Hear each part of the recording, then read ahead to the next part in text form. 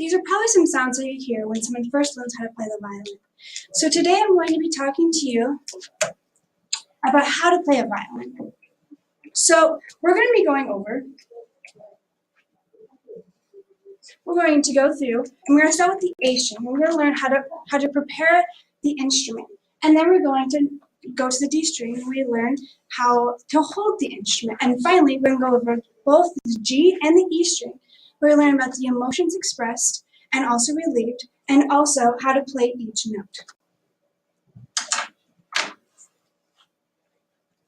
So when you first open a violin case, your instrument is safely locked in here,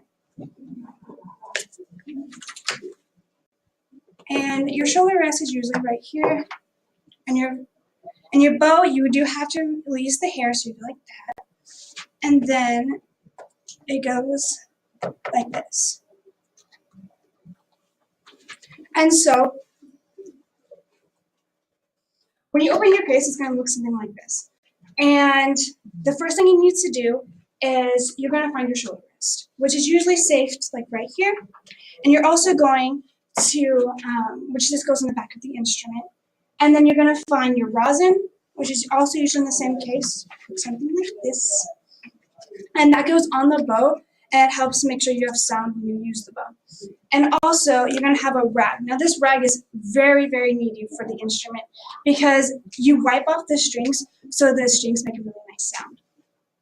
And so, knowing that you have all this stuff in your case, you now take the instrument out, and usually locked in something like this, and then you can start playing it.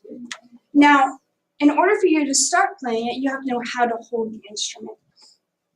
And so first, when you're first learning how to hold the instrument, you're going to start like this, which is just, and you're going to put your elbow like this, you're going to hold it like this. Now, there's also a different way of learning how to hold the instrument, and that's what you learn next, and that's when you use the shoulder rest, and you put it up like this. Now, what the shoulder rest does is it makes sure that it stays right on your collarbone and so the instrument doesn't slip. Because the problem is, if you don't have a shoulder rest, your instrument is most likely to fall off your shoulder and can break the instrument. Now, the next thing that you will learn as you progress is how to use the bow. Now, like I said, when you first get your bow out, your bow is unraveled. And so to set it, you twist it to the right and make sure it's something like this. Not too tight because you can take the hairs out, and not too loose to where it's hard to play with. Now, finally, when you learn how to use the bow, you're going to learn how to properly push your hand. And your hand can't go like this because you can't shift, you can't advance, you can't do anything like that. And so what you're going to do, is you're going to take it, and usually when a person first learns, they're more likely to go like this. And so usually they use like a thumbtack or something, if something you're allergic to, which I've heard that they do stuff like that, to make sure you do not touch the back. And so you end up with your thumb on the side of the violin and your wrist full back, and then you can put your fingers on the board. Now, knowing that, you will go over the different types of emotions expressed when you play the instrument. And the thing is, when you're playing the instrument, you may come into the class or wherever you're at to play, and you may be angry, you may be depressed, you may have anxiety, and you may be sad. However, as you're playing the instrument, these emotions are expressed. Your anger can turn into happiness, and it makes it's the best stress reliever if you have a lot of stress.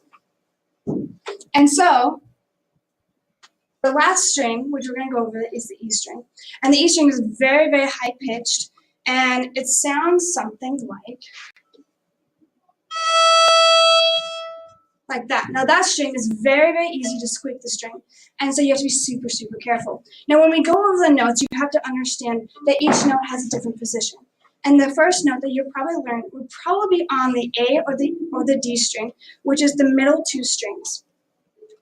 And so you will learn that Um, because there's different ways to use your fingers, you have the E flat, which is right after the D, and you also learn that strings is also with the alphabet.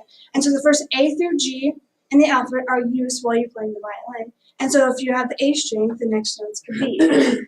And so knowing that, your teacher will most likely put tapes on your instrument until you learn how to just know where they're at.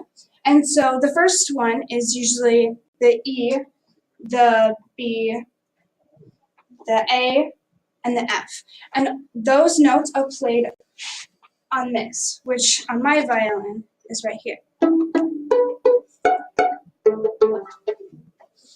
And then you probably learned something like that, and then the next thing you're going to learn is the second finger. And the second finger is kind of confusing because you have what's called an F sharp and an F natural and a C sharp and a C natural.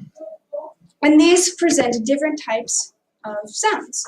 And so the F natural sounds something like this.